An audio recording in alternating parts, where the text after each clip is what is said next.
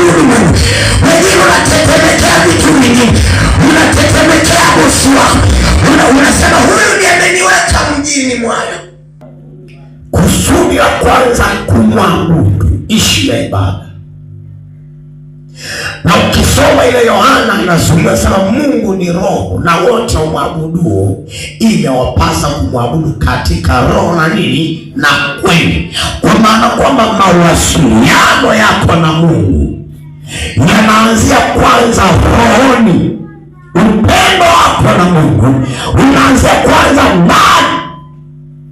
Ndio maana anaposema kwamba wanitwalie kila moja sadaka ya moyo wa kupenda. Ukifanya jambo kwa moyo wa kupenda, hilo jambo utalifanya kwa kiwango kikubwa.